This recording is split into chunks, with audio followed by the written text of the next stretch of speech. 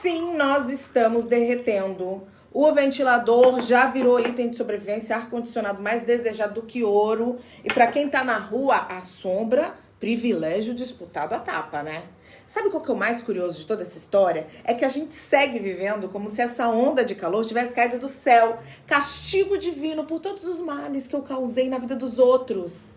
Não, meu amor. Isso é um efeito direto das nossas próprias escolhas. Em 2025 já registramos os meses mais quentes da história. Olha o Rio de Janeiro, gente, muito mais que 40 graus. Insuportável, purgatório da beleza e do caos. Recordes no Brasil. A crise climática não é um acaso. Desmatamento acelerado, queima de combustíveis fósseis intensificando essa onda de calor. A gente já perdeu milhares de hectares de florestas. E aí, sem sombra, só resta mais calor. E as grandes indústrias criam uma história para nos convencer de que a solução está no canudo de metal. Sim, a gente precisa se responsabilizar, mas eles contam essa história e continuam poluindo e lucrando. Tudo é lucro. A gente precisa de mudanças estruturais, políticas ambientais sérias, e a gente precisa frear a exploração predatória. O voto também importa. A gente acabou de eleger um monte de político negacionista que trata a crise climática como se fosse um detalhe menor. Ignoram os planos para desastres ambientais. A gente precisa questionar, a gente precisa pressionar, a gente precisa exigir.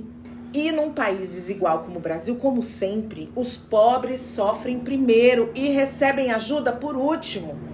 Enquanto tem gente instalando ar-condicionado, tem gente trabalhando sob um sol escaldante e vivendo em casas com ventilação completamente inadequada.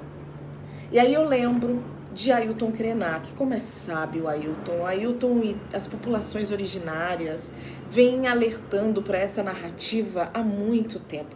Aliás, um outro alerta que o Ailton faz é que a gente fique esperto nessa narrativa de fim do mundo que paira pelo ar. A gente não pode cair na ideia de um fim do mundo, porque ela foi criada para nos fazer desistir de sonhar.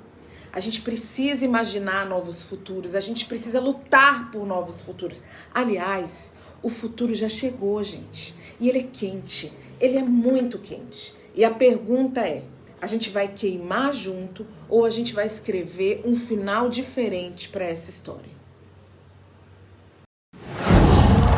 Qual?